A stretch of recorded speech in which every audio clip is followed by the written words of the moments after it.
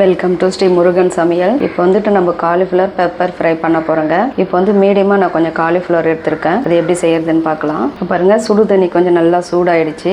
Cauliflower வந்து இப்போ கொஞ்சம் இதில் சுடு தண்ணியில் போட்டு ஒரு 5 நிமிஷம் வேக வச்சு எடுத்துக்கலாம். வந்து கொஞ்சம் சால்ட் சேர்த்துக்கலாம், கொஞ்சம் மஞ்சத்தூள் சேர்த்துக்கலாம். இப்போது காலிஃப்ளவர் சேர்த்துக்கலாம். அந்த காலிஃப்ளவர் பார்த்திங்கன்னா இந்த மாதிரி கொஞ்சம் மீடியமாக இது மாதிரி கட் பண்ணி வச்சுருக்கேன். இப்போ சுடு தண்ணியில் சேர்த்துக்கலாம். ஒரு 5 நிமிஷம் இது அப்படியே கொஞ்சம் நேரம் வேகட்டுங்க. அப்போ தான் இதில் பூச்சி ஏதாவது இருந்தாலும் கூடமே அது எல்லாமே அந்த சுடு தண்ணியில் அப்படியே கொஞ்சம் இதுவாகிடும், ரிமூவ் ஆகும்.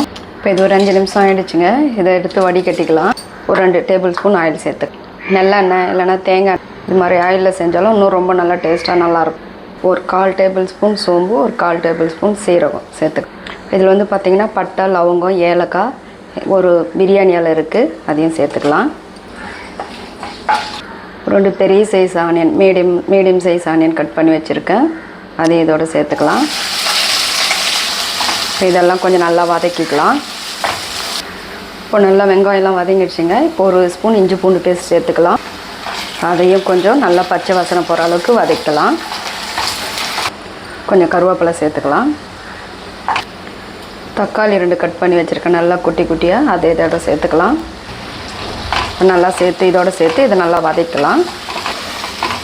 கொஞ்சம் உப்பு சேர்த்துக்கலாம். இப்போ தக்காளி நல்லா வதங்கிடுச்சு. ஒரு ஸ்பூன் மிளகாய் தூள் சேர்த்துக்கலாம். ஏன்னா நம்ம வந்து பெப்பர் சேர்க்க போகிறோம், அதனால் கொஞ்சம் காரம் வந்து கொஞ்சம் குறைவாகவே சேர்த்துக்கலாம். ஒரு ஸ்பூன் மல்லித்தூள் சேர்த்துக்கலாம். கொஞ்சமாக மஞ்சள்தூள். இப்போ இதெல்லாம் சேர்த்து கொஞ்சம் நல்லா வதக்கலாம். இப்போ நம்ம இதோட காலிஃப்ளவரும் சேர்த்துக்கலாம். நல்லா தண்ணியெல்லாம் நல்லா வடிச்சிட்டு சேர்த்துக்கணும் இதுக்குள்ளே. இதையும் ஒரு 2 நிமிஷம் நல்லா கொஞ்சம் வதக்கி விட்டுக்கலாம். இது அப்படியே ஒரு 2 நிமிஷம் வேகட்டுங்க. மூடி போட்டு விட்டுக்கலாம். ஓப்பன் பண்ணிக்கலாங்க. வந்துட்டு கொஞ்சமாக தண்ணி சேர்த்துக்கலாம். இப்போ இந்த அளவுக்கு தண்ணி சேர்த்துக்கினா போதும், அதிகமாக சேர்த்துட வேண்டாம். ஏன்னா இது வந்து நம்ம வெரைட்டி ரைஸ், சப்பாத்தி, பூரி, இட்லி, தோசை எல்லாத்துக்கும் ரொம்ப நல்லாயிருக்கும். அதனால் இவ்வளோ தண்ணி போதும். இப்போ மூடி விட்டுக்கலாம். ஒரு 5 நிமிஷம் வேகட்டும். ஒரு 2 ஸ்பூன் மிளகு சேர்த்துக்கலாம். ஒரு ஸ்பூன் சீரகம் சேர்த்துக்கலாம். ஒரு ஸ்பூன் சோம்பு சேர்த்துக்கலாம். இப்போ இதெல்லாம் நல்லா பவுடராக அரைச்சிக்கலாம். கொஞ்சம் தேங்காய் பால் சேர்த்துக்கலாங்க. தேங்காய் பால் அப்படி இல்லைன்னா முந்திரி கொஞ்சம் நல்லா ஊற வச்சு அரைச்சி அதையும் சேர்த்துக்கலாம். மிளகு, இந்த மிளகாத்தூள் எல்லாம் கொஞ்சம் எக்ஸ்ட்ரா சேர்த்துருக்கிறதுனால கொஞ்சம் தேங்காய் பால் சேர்த்துக்கணும்னா கொஞ்சம் அந்த காரமெல்லாம் பேலன்ஸ் ஆகும். சப்பாத்தி, தோசைக்கு சாப்பிடும் போதும் இது கொஞ்சம் கிரேவே நல்லாயிருக்கும். இதோட இது கொஞ்சம் கலந்து விட்டுக்கலாம். நம்ம அரைச்சி வச்சுருக்க மிளகு, சீரகம், சோம்பு அதெல்லாம் இதோடு சேர்த்துக்கலாம்.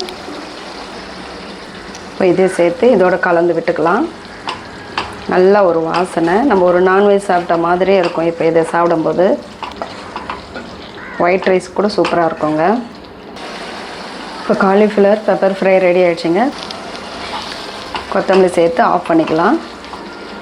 மேலே லைட்டாக 1 ஸ்பூன் அளவுக்கு நல்லெண்ணெய் சேர்த்துக்கலாம். அவ்வளோதாங்க, ரெடி ஆகிடுச்சு. இப்போ ஆஃப் பண்ணிடலாம்.